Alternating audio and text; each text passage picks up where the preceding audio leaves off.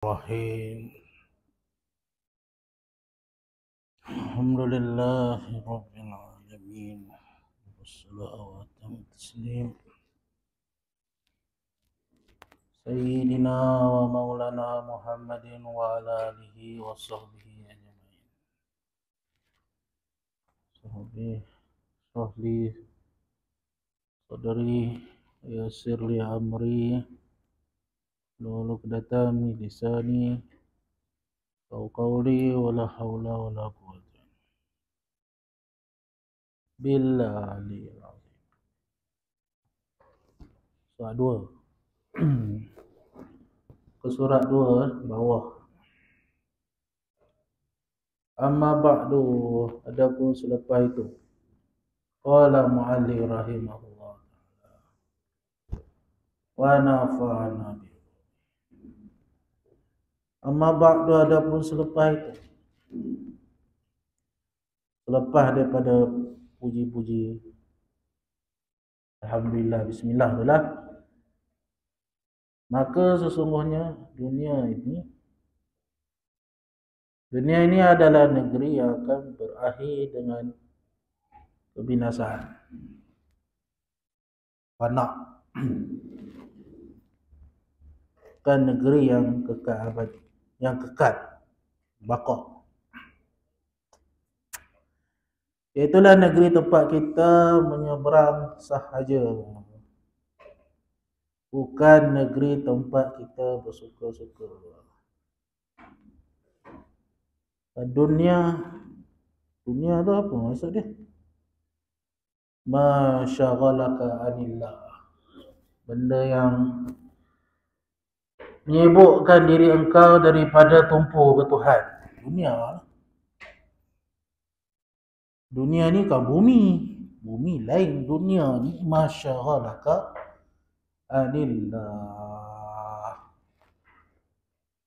benda yang menyibukkan diri engkau daripada ingat ke Tuhan. Dunia, dengan anak boleh jadi dunia, boleh. Dengan isteri boleh jadi dunia, dengan kereta boleh jadi dunia. Apa yang kita ghaflah lalai, kerja kita boleh jadi dunia. Mengajar boleh jadi dunia juga, boleh belakang. Sampai tak ada masa kita nak hadir dengan tawajuh dengan Tuhan, malas kan. Dunia lah tu.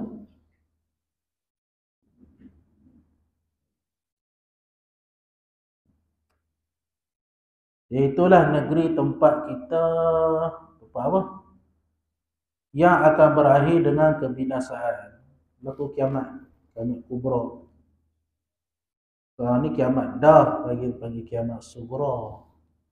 Alamat tu dah lengkap lah tuan, tapi panggil sughra, dia tak kubra lagi. Kubra tu bila naik mata timbul Imam Mahdi, itu yang pertama sekali. Lepas tu jadi kubra. Nombor satu dah kiamat besar tu. Tapi masa timbul Imam Mahdi tu pun masih lagi terima taubat lagi. Matahari kalau ikut hadis lah, matahari tak terbit barat lagi. Masa Imam Mahdi muncul tu belum lagi. Tapi waktu tu dah panggil kiamat kubra. Dia ada 3 alamat. Alamat awal, alamat pertengahan, alamat akhir.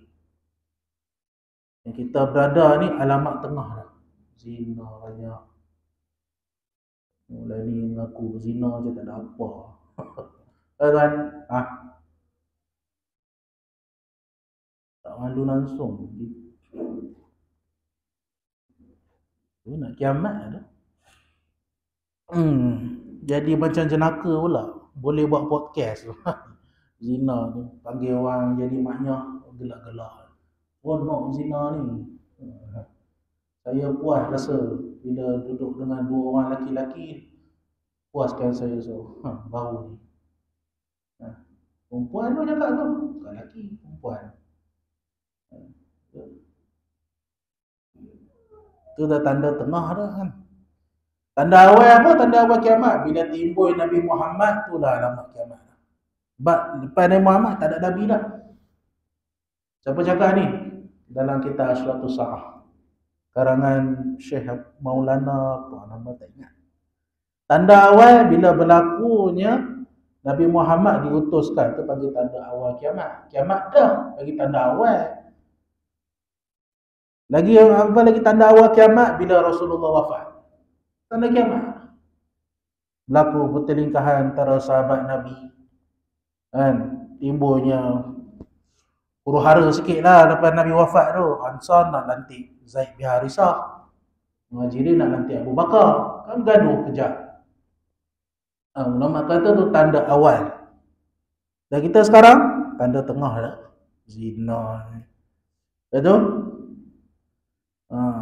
Dengan minum arak, dengan seks bebas, dengan nyanyian, tanda tengah. Tanda akhir bila naik Imam Mahdi. Dia pun tak tahu dia tu Mahdi. Satu tafsiran.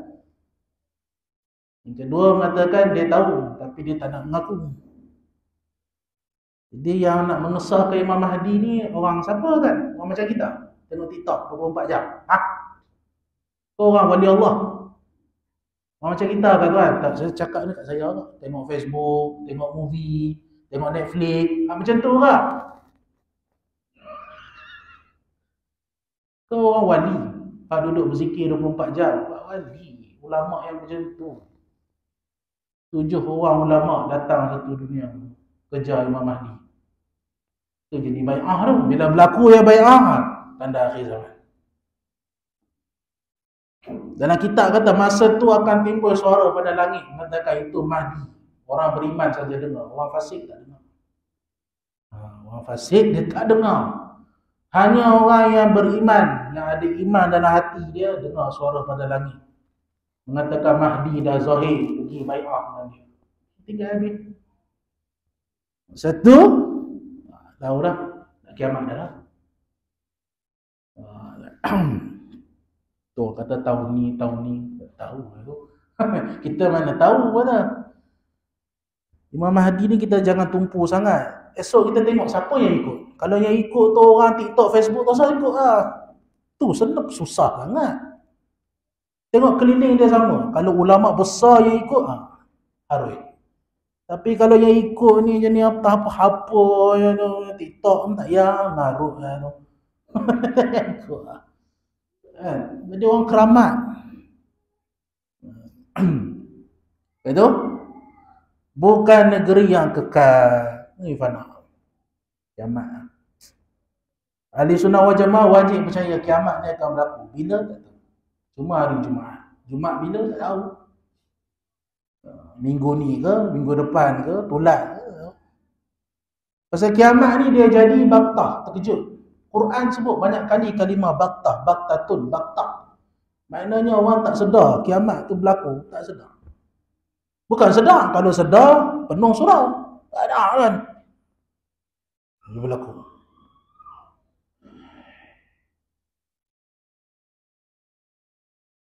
Kan? Dalam riwayat kata masa tu orang duk bawa anak, duk bawa pergi pasar ni.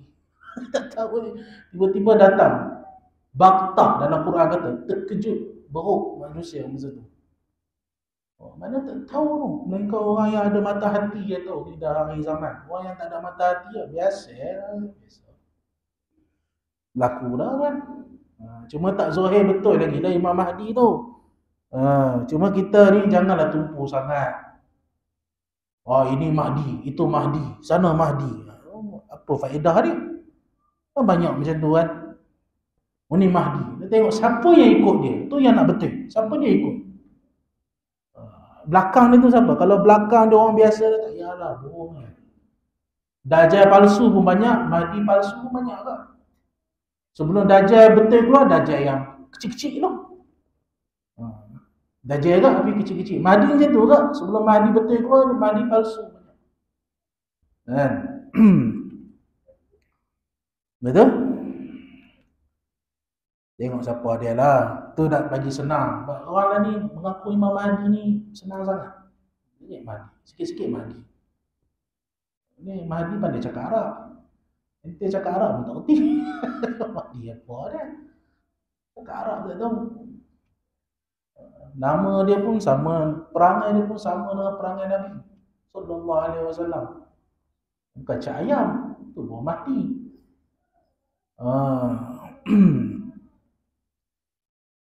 Bila berlaku kiamat tu tak sedar. Itu dalam Quran kata iza zulzilatil ardu zilzalaha. Ketika mana bumi mengeluarkan benda yang berat, wa akhrajatil ardu asqalaha. Wa qala al-insanu ma laha. Manusia berkata, "Hei, apa hal ni? Tsunami ya? Tsunami apa? Kiamat." Yauma izin tuhadisu akhbaraha. Ya Quran. Tak sedar kiamat ni, Haji. Kalau sedar boleh buat plan tau. Bulan pertama sembahyang taubat. Boleh buat plan, tak sedar. Masa nak ikut Imam Mahdi pun kena uji banyak. Kita yakin ke? Kita tak tahu lah tuan. Lepas tu dia kata situ, iaitulah negeri tempat kita menyeberang sahaja, bukan negeri tempat kita bersuka-suka.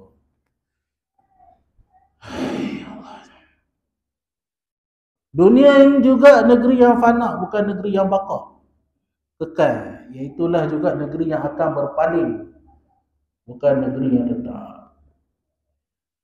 Tempat suka-suka ni akhirat lah. Dunia ni tahu lah, dunia ni suka-suka pun keluar duit. Nak berjalan duit, ada berjalan free, orang sponsor boleh sponsor RM10,000 kat habis. Nak pergi apa? Makan-makan duit, suka tapi duit habis. Balik tu beruban. Dia dunia macam tu sifat dia. Harta kita mati esok. Orang lain yang dapat nikmat. Itu pun ya kalau sempat. Ni baru ada seorang tu mati kan. Saya tak nak sebut nama aib. Dia pasal kaya, memang kaya tu kan. Harta kat 80 juta. Makan 7 keturunan tak habis. Sebelum mati-mati je bank istirahat aset dia kena buku habis. Tuan, dia ingat duit tu pengajaran dah kat kita ni. Duit yang banyak ni benar tentu milik ahli dia. Adalah tu, saya tak nak sebut siapa. 80 juta je. Itu kan satu dunia keliling tak habis. Dalam bila dia mati, tengok dalam berita, tengok internet kata aset dia kena buku. Aset kena buku ni mana tak boleh pakai duit tu. Bank tak. Dia macam tu, aset buku macam tu kan. Dia kira dia tak boleh buat keluar duit kira. Jadi papa ke dana habis. Dan jadi insaf juga dengar tu. Kelahi pula dengan anak-anak. Itulah kahwin dengan orang yang duda. Itu masalah dia. Duda ada anak. Jadi orang perempuan kalau ada laki orang nak datang Minang, kalau ada anak, faham tak saya cakap ni? Orang perempuan kalau ada laki dia ada anak pula besar-besar, berkenal kat kita, tak payahlah. Cari hak bujang lah. Awak payah bila nak mati, susah. Anak yang si laki tu benar tentu ngam dengan mak tiri. Tu pula dah. Ni berlaku kat saya tu, saya cerita. Saya cerita apa saya kena kat saya. Orang mengadu kat saya kena selesai. Tu yang saya boleh kongsi-kongsi sikit tu. Bila dia kahwin lain, kawan tu dah ada anak 3-4 orang. Masa hidup tak ngam. Bila mati, kata isteri tu dapat hak 1/8 tu pada harta arwah. 1/8. Maknanya kalau 1,000 tu adalah dapat dalam 40,000, 60,000 macam tu kot. Apa anak dia buat? Anak had juda tu lah, pakat-pakat tak nak bagi kat mak tiri. Haram tu, berdosa besar. Itu mak tiri kau, dia ada hak 1/8. Ni mereka tak nak bagi hak. Ngadu kat kita. Dan kita ni bukannya mahkamah syariah. Macam mana hukum dia ustaz? Kita dosa besar, tak boleh. Jadi macam ni tu lah, bila kita ni ada bini, kita nak isteri kita ni terima nasib macam tu. Hibah lah siap-siap. Tengok tuan, hibah bagi. Hibah ni beza dengan wasiat. Faraid beza pula. Hibah ni waktu hidup. Tu hibah panggil. Kan? Abang kalau dah mati ni, ambil lah rumah ni. Tapi syarat dia tukar nama siap-siap supaya tak berlaku jadi isu lepas mati tu. Mana bukti? Zaman sekarang macam tu. Ini suami saya dah bagi kat saya. Bukti mana? Bagi mulut. Kalau ikut fiqh sah, boleh. Fiqh sah, cuma tak ada dokumentasi. Mana bukti kata? Tak tukar nama pun. Jadi dia pun rebut balik. Tu cara dia lah kalau kita kesian kat bini kita. Hibah dah siap-siap.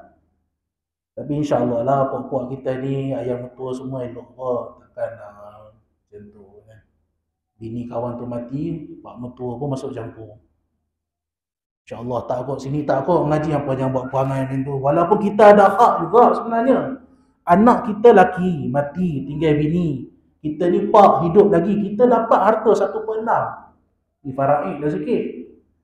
Tapi kalau kita ni baik lah, tak apalah hak abah ni abah tolak kan. Itu baik je tu.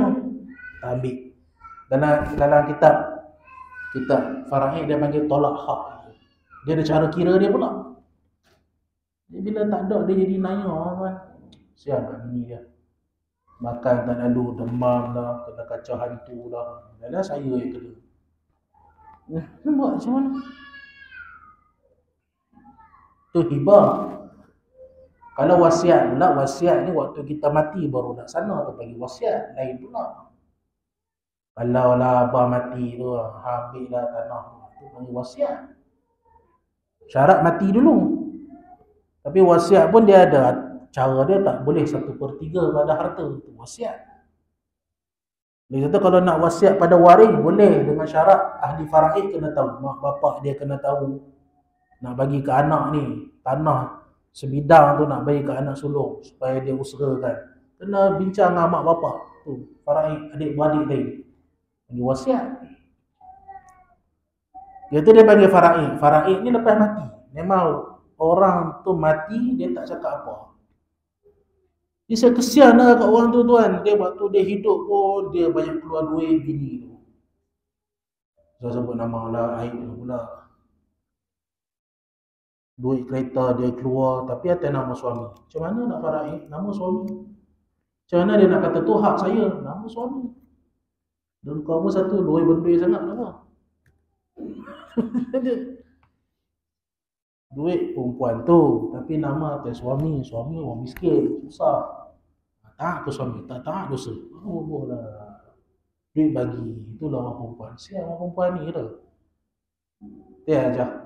Cerita betul ni, saya beritahu, bukan saya reka-reka ni. Jadi siapa yang pening? Saya pening. Pening. Dia kata hibah dah waktu hidup. Hibah pun tak tahu datang apa.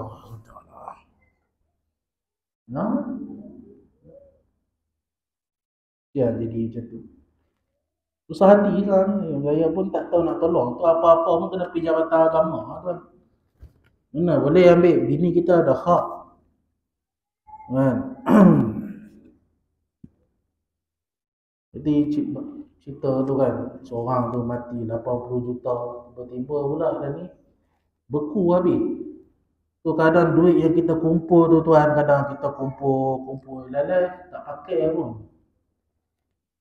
Tu kata dunia ni, kadang kita kumpul lalai kencing manis, dah kena insulin. Tu yang takut tu.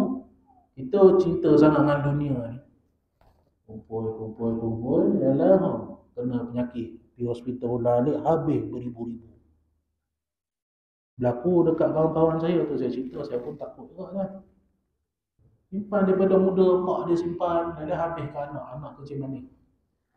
Mula-mula tak nak potong kaki, pergilah berubat swasta. Berubat swasta berapa ribu habis. Habis simpanan tu, habis. Sampai pak dia macam nak gila dah. Harta simpan, habis. Dan dia potong juga kaki. Dunia kan. Kita boleh jamin tak dalam bank tu kita punya? Belum tentu. Belum tentu kan. Tapi Ustaz tak boleh lah cari dunia kau, kena duduk masjid. Carilah. Cari. Cuma peringat. Peringat. Jadi kalau dah aset beku macam tu kan. Macam mana? Weh, maknanya isteri dia tak boleh dapat apa. Ayah juga duit banyak ni kan. Musuh banyak. Dengar pula cerita anak-anak lelaki dia tu pula tak ngam dengan mak tiri. Sudah. Tuhai pula. Aduh. Dia nak buat apa? Dia jadikan kapan dah. Ini tu kena mengaji juga bab-bab wasiat kan. Bab-bab faraid kena juga kan. Sikit-sikit lah, tak usah banyak lah. Hibah tu macam mana? Macam tu, tanyalah ejen takaful. Saya bukan ejen takaful pula, jangan salah sangka pula. Saya ni kalau orang takaful mari cukup saya tak suka. Pasal apa? Dia sembang lama. Tu saya tak nak betul lah saya kan. Saya nak lari je dah. Minta maaf lah kalau ada kan. Orang kalau tak nak sudah dia cakap kita dah. Janganlah kan. Kalau kita diam tu ya tak nak lah tu. Tapi dia cakap tu betul dah juga. Hibah. Mana bila kita mati, isteri kita dapat dalam beratus ribu. Selamatlah anak-anak kita. Dan itu memang sunnah Nabi sallallahu alaihi wasallam. Nabi kata lagi baik engkau mati meninggalkan harta pada ahli keluarga. Supaya dia tak minta-minta ke orang. Itu lagi bagus. Dia macam tuan-tuan buat ni betul. Ada duit banyak dalam bank tu, lalu bila mati pakai anak isteri tu. Yang terbaik gitu lah. Jangan jadi papa kedana. Itu Nabi sebut. Ada sahih.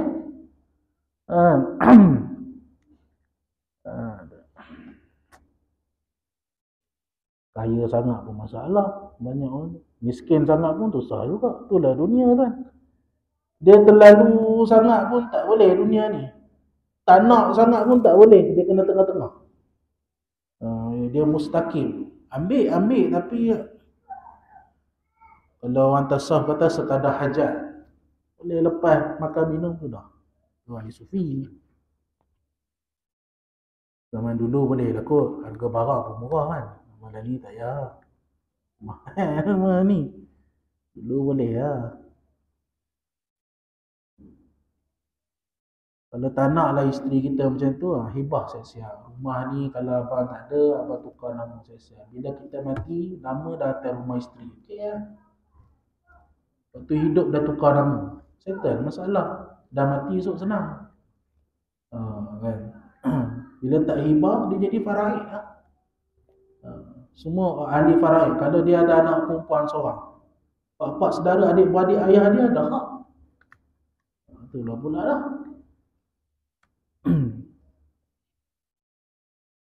Tu kena sikit-sikit lah sentuh. Penting ke? Tidak jadi macam tu. Tak ada.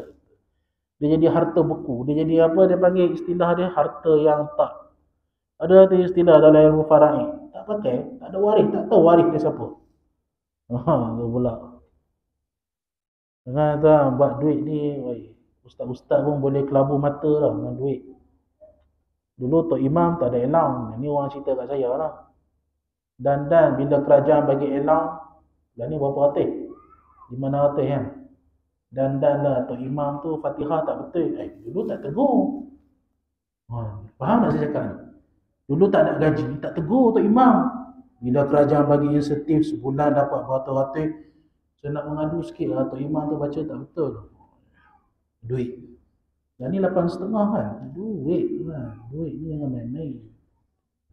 Seorang besar pun kalau main dengan duit ni, sana 1,000, sini 200,5. Nak pergi mana kan? Pergi 1,000 tu. Ya. Duit. Time-time dapat allowance, Tok Imam terbaca tak betul. Masa tak dapat allowance, senyap je. Tak ada cakap apa pun. Duit. InsyaAllah.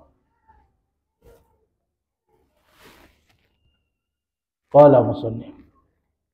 Itulah dunia kan. Sonok-sonok dunia pun serabut balik. Dunia ni dia bukan tempat dia lah. Nak pergi melancong pun tu dah balik. Sama je pun. Baik pergi buat umrah. Ataupun kalau pergi melancong, pergilah tempat-tempat bagus. Mesir ke, ulama ramai sana. Faedah musafir ni, kata Imam Ghazali, balik tu jadi berubah. Itu yang nak pada musafir. Kalau kita rajin pergi musafir kan, balik tu perubahan tu ada. Segi amal, segi perbuatan, tingkah laku. Tu yang nak. Pergi Wali Songo tu, balik nak dapat apa? Nak dapat ahwal wali tu macam mana? Bukan pergi berjalan saja, pergi Indonesia tu. Ziarah tok-tok wali Songo tu kan. Bukan kosong tu kan. Balik tu apa yang ada pada kita, yang tu yang nak. Kuat beramal lagi ke sama je. Sekurang-kurang ada perubahan. Kata Imam Ghazali sebut tu, ada perubahan pada diri. Pergi tempat-tempat yang sejarah Laut Merah, sejarah Laut kaum yang diterbalik Allah, insya. Macam tu. Kalau balik pada umrah, Imam Ghazali kata tanda awal umrah tu makbul, dia tak suka maksiat. Tu je tanda. Kalau masih sama je, pergi semua orang boleh pergi. Lah ni tu orang kafir pun boleh masuk Madinah dah, cerita betul. Orang kafir yang tak Islam ni boleh duduk dalam Madinatul Munawwarah, masjid punya teruknya Saudi sekarang ni. Dulu tak ada tu kan. Zaman Raja Faizal tak ada ni masjid. Orang kafir tak tutup aurat. Masjid Madinah tu kan pagar, tu hotel, duduk depan pagar tu tengok. Macam mana kan? Tak akhir zaman lagi.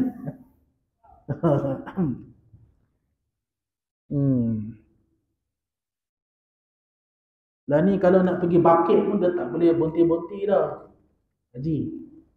Dulu kalau kita pergi bakit, kita boleh berhenti. Kalau mutawif tu pandai, dia akan tunjuk ni Imam Malik, ini kubur Ibnu Umar, ini isteri Nabi. Dan ni tak boleh jalan. Berhenti sekejap dia halau. Saya pula pakai macam ni kan, masa masuk tu. Lagi dia pandang aku semacam. Ini sampai ni kan. Tengok, dia perhati, dia takut saya berdoa. Saya pun jalan je lah. Tengok. Orang lain berhenti sekejap je, bawa angkat tangan. Haji! Belah. Lagi lah ni, dia kawal habis. Mana bila kita masuk bakit tu, kita pusing. Belah. Zaman dulu boleh berhenti kan? Dulu boleh? Dulu boleh berhenti. Kalau mutawif tu ni orang pengalaman, dia akan tunjuk ni makam boleh doa sekejap. Ni tak boleh kan. Tengok pada jauh lah makam Imam Malik, tengok kok jauh. Ini kan akhir zaman. Pergi makam Nabi lagi lah, dia tak bagi berhenti. Berhenti kena maki je. Jalan ni tak bagi lah. Jalan. Allah, rasa nak pergi balik je. Okay. Kamu ni. Dunia juga negeri yang fana, bukan negeri yang baqa. Iaitulah juga negeri yang akan berpaling, bukan negeri yang tetap. Tapi yang tu yang orang rebut pun, saya pun sama kan. Dunia kan, benda sedap. Ini adalah satu kenyataan yang telah disepakati oleh semua orang. Dan terlalu banyak dalil-dalil yang menunjukkan atas kebenaran hakikat ini. Hakikat mana? Yang dunia ni bukan yang benda yang kekal.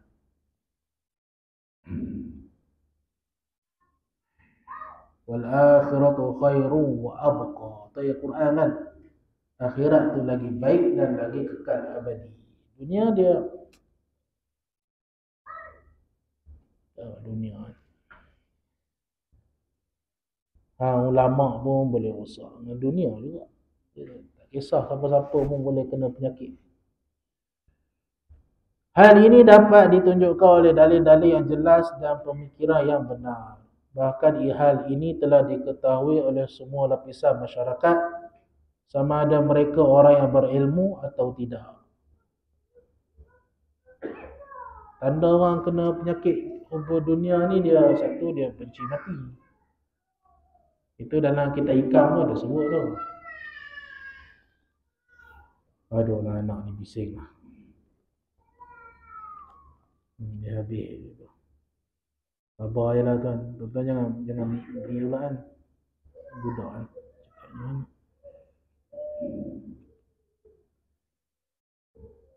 Betul?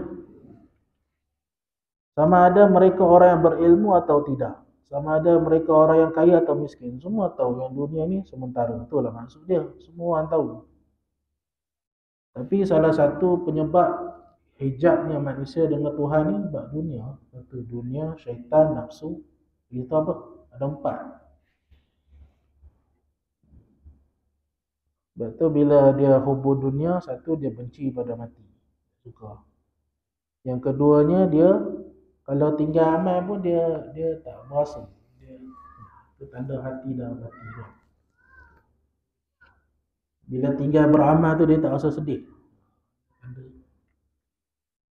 Betul? Bila dia hidup pun dia suka maksiat. Itu tanda hati mati. Jadi orang mati hati ni sebenarnya teruk lagi pada orang mati betul. Mati hati ni dia hidup macam orang kafir kan. Betul, orang kafir dia macam tu. Seks bebas, arak, perempuan, judi.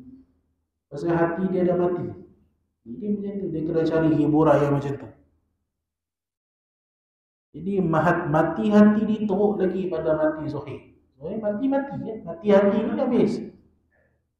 Dalam Quran bagi tahu kan, allazina dhalla sa'ihum fil hayati dunya wa hum yahsabu annahum yuhsinuna sun'a. Itu yang kita tak nak tu. Mereka yang Allah dah berpaling, dhalla sa'yuhum, menyesatkan mereka pada kehidupan dunia, wa hum yahsabu, dan mereka menyangka annahum yuhsinuna sun'a, mereka tu buat betul dah. Padahal dia tu sesat. Tak perasan. Macam orang kafir tengok hidup dia. Perasan seronok, minum arak, disco. Padahal sesat. Wahum yahsabu annahum yuhsinuna sun'a. Tapi dia berasa inilah kehidupan. Duduk dunia tak pernah mengaji, kan? Tak pernah nak dengar orang bersyarah, kan? Tak pernah nak infakkan harta kita, sedekah sikit, tak ada, semua tak ada. Bangun pagi, makan, tidur. Jadi sama orang kafir, itu tanda hati mati. Senang je. Orang kafir apa dia? Hati dia mati. Tapi bila dah akhir umur baru dia ada kesedaran. Tapi dia pergi cari yoga pula. Yoga tu lagi. Itu bukan Tuhan. Duduk betapa. Orang kafir macam tengok hidup dia. Itu lah. Sebab tu tok guru saya duduk London. Punya teruknya orang sana. Setiap taman tu mesti ada disco. Kan. Macam Rembau Utama ni. Depan tu lah disco. Depan sikit sampai Pedas, disco lagi. Dia kena cari macam tu. Sebab tu sana nak beramal dengan agama ni. Ni kalau tak kuat ni pun tanggal. Tapi betul kan? Cakap dia terang ni. Setiap taman ada park. Dia dah macam tu. Dia tak macam sini. Alhamdulillah lah Rembau ni tak ada pula belacur sini. Tak ada kan. Seremban saya tak tahu lah. Di Rembau ni kalau ada teruk sangat lah. Tak ada kot. Tak ada ni. Pasal apa dia kena buat macam tu? Pasal dia kosong. Dia tak ada zikir. Dia tak ada wirid. Kita ni ada zikir, ada wirid, ada Quran. Terisi. Kosong tu. Dia pun tak ada. Itu yang ayat Quran tu kata, allazina dhalla sa'yuhum fil hayatid dunya. Mereka yang Allah Ta'ala sesat. Wa hum yahsabu annahum yuhsinuna sun'a. Tapi dia rasa inilah life. Inilah hidup. Kena seronok, kena enjoy.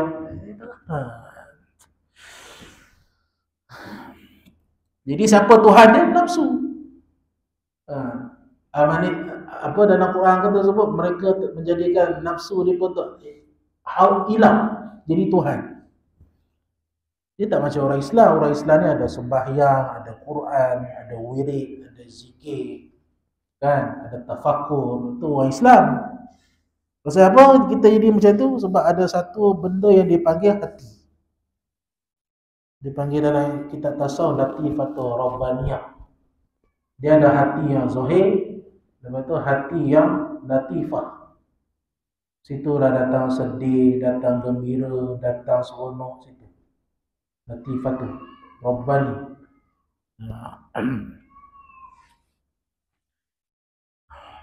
Situ yang kena berzikir situ. Itu setengah pada ahli tasawuf dia berzikir. La ilaha illallah. Tembak situ. Pasal latifah tu situ. La ilaha illallah. Situ. Tembak situ. Siapa yang tak rajin berzikir, kita tak tahulah dia mati macam mana. Tuan, zikir. Wala zikrullahu akbar. Quran sebut zikir mengingati Allah itulah sebesar-besar zikir. Ingat zikrullah. Yang bila Nabi naik ke Mi'raj, hadis tu ada kan? Bila Nabi sampai Sidratul Muntaha, kata malaikat tak boleh nak naik. Malaikat kata, ini anta wa rabbuka. Aku sampai Sidratul Muntaha. Lepas tu dia kata Muntaha. Muntaha tu apa? Habislah ilmu malaikat sampai situ je. Atas tu lagi, tak tahu. Tinggal engkau dengan Tuhan tahu. Tu Nabi naik lagi. Sebenarnya ada lagi. Dia panggil rof, naik lagi. Masa naik tu pula, dia ada satu asap tebal. Sebelum sampai mustawa. Ada lagi. Walaupun riwayat ni orang petikan, tapi ada dalam kitab hadis. Walaupun hadis tu dhaif tu ada. Bila sampai tu nampak seorang laki-laki penuh cahaya tubuh badan. Tapi waktu tu Nabi boleh bercakap lagi dengan Jibril. Walaupun Jibril tak boleh lalu dah. Siapa ni wahai Jibril? Adakah dia Nabi? Adakah dia Rasul? Kan? Bukan Nabi, bukan Rasul. Siapakah dia Jibril? Itulah orang yang di dunia lidah dia ni tak lekat dengan zikir. Orang biasa tuan naik atas tu. Riwayat tu disebut oleh Ibnu Munzir dalam Targhib wa Tarhib. Kitab Arab tu saya bagi kan, dia kata ini kitab Jawi je. Ini kitab Arab sebut. Orang yang di dunia tu ratiban bi zikri, sentiasa hidup dengan zikrullah. Duk atas malaikat pun tak sampai. Bercahaya. Lepas tu yang kedua, dia tak pernah derhaka pada mak bapak. Yang ketiga apa kan? Sentiasa terpaut pada masjid. Senang kan? Amal yang begitu tinggi lagi pada malaikat. Zikir.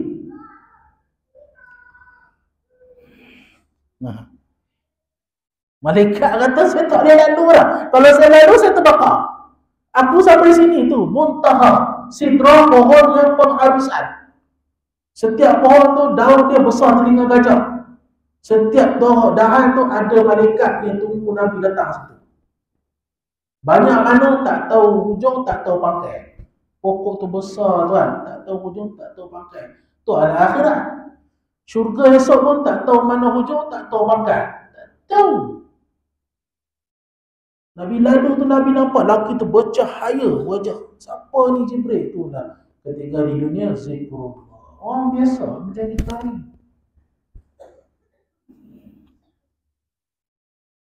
Maknanya malaikat pun kalah. Malaikat tak lalu. Dan kita sampai.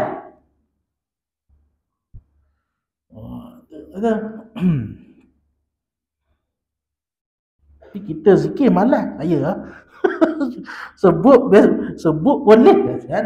Nak buat tu baru 100 kali dah lengah dah. Tak larang. Tak apa kalau ada keberi tahlil lagi. Ada kenduri mana ni? Tak ada kan? Ada? Tak ada. Ada boleh lama sikit. Padahal zikir tu 24 jam kita boleh buat. Amalan lain tak boleh. Quran kena ada wudu. Semayang masuk waktu. Semayang sunat mutlak lepas asar, lepas subuh tak boleh dah. Zikir 24 jam. Dalam tanda boleh zikir. Tapi dalam hati lah. Jangan Allah pula. Nak teran Allah. Macam tu kan. Siapa ajar? Subhan besar ajar. Boleh 24 jam berzikir. Dalam tanda dalam. Tapi boleh zikir. Boleh. Atas lagi. Atas pada malaikat. Menurut riwayat tu. Saya tahu riwayat tu ada khilaf. Ada yang kata sampai Sidratul Muntaha dia cepat. Situlah Nabi tengok Tuhan. Tapi bukan Tuhan kat langit. Nabi kat langit. Tuhan tak bertempat. Ada yang katakan atas lagi sampai tempat yang dinamakan mustawa. Yang Nabi jumpa laki-laki dalam keadaan sama-sama. Situ. Ada dua riwayat. Saya baca semua. Jangan ada ini hadis doaif. Tahu ni doaif pun. Tahu. Itulah untung umat Nabi Muhammad. Kenapa Nabi Muhammad jumpa Nabi Musa? Kenapa tak jumpa Nabi Ibrahim? Ada sebab kan. Pasal Nabi Musa umat dia kuat. Tapi tak mampu nak buat 50 waktu. Lepas tu dia jumpa Musa. Nabi Musa kata balik ke Tuhan. Kenapa tak jumpa Ibrahim lagi ke-7? Kenapa lagi ke-6? Nabi Musa yang Nabi Muhammad jumpa. Ulama tafsirkan sebab umat Nabi Musa kuat. Tapi tak semua perintah Allah dia boleh buat. Nabi umat aku paling kuat. Umat engkau ni lemah. Engkau baliklah ke Tuhan. Minta kurang sikit. Tu Nabi Musa tu hikmah dia. Di situ. Kalau dalam kitab yang lagi dalam, kenapa setiap tabaqat tu Nabi yang berbeza? Ada hurai. Kenapa Nabi Isa langit kedua? Ada hurai. Cerita bab tu 2 jam kan. Saya ada kitab ni. Ada hurai. Ada sebab dia macam tu. Okay. Allahumma ja'alna minaz zakirin wal syakirin wal hamidin wa la taj'al minal ghafilin wa la taj'al minal jahilin. Satu hakikat yang dapat dirasa dan boleh dilihat dengan mudah sehingga sudah tidak perlu lagi kepada sebarang keterangan untuk mengukuhkannya. Dalam sebuah syair Arab ada disebutkan walaysa yasihu fil asma'i syai' idza ihtaja an-nahar ila ad-dalil, dan sudah tidak ada lagi suatu perkara yang dapat diterima jikalau seandainya mengatakan hari siang pun masih perlu kepada keterangan. Tahu dah dunia ni itulah hakikat dia gitu. Apabila keadaan dunia seperti apa yang telah kita katakan, maka telah datanglah firman di dalam Allah, telah datang di dalam Al-Quran amaran supaya kita jangan leka dengannya. Wallahu a'lam bishawab. Itulah sebut tu senang kan. Kita bukan kitab tasawuf ni bukan suruh tinggal dunia. Jangan salah faham pula kan, tak kerja pula kan macam tu. Tapi suruh peringat kata benda ni. Kalau kita banyak duit pun kita peringat. Duit banyak ni takkan nak simpan. Bagilah sikit. Tu maksud dia peringat. Mana dia tak bawa masuk ke kubur. Bukan suruh jangan cari pula. Cari sahabat-sahabat Nabi kaya. Abu Bakar kaya tuan. Sayyidina Umar kaya. Sayyidina Osman kaya. Sayyidina Ali kaya. Duit banyak. Tapi bila jadi pemimpin dia pun miskin. Tu zaman dulu macam tu. Tak ada miskin dia. Zaman ni macam mana? Miskin tak miskin? Betul balik semua kaya kalau tidak macam mana tentera Islam nak menang? Peperangan Tabuk ke? Sayyidina Osman sedekah banyak duit. Mana tu dunia perlu. Kan kata tu tolak perlu. Dan Nabi pun suruh tinggal duit pada ahli keluarga mana perlu. Cuma jangan sampai dia jadi hijab. Itu maksud kita tasawuf ni. Jangan salah faham. Wallahu a'lam bishawab. Ada soalan? Ya Allah. Ya.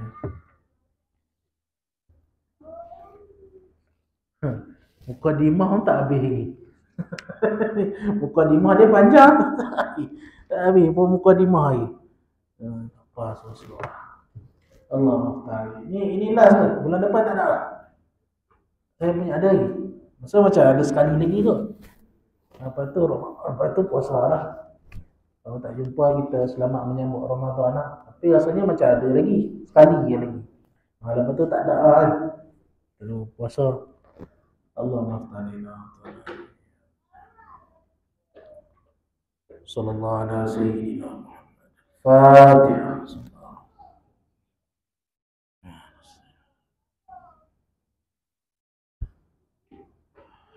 Subhanakallah bihamdika asyhadu an la ilaha illa anta. Assalamualaikum.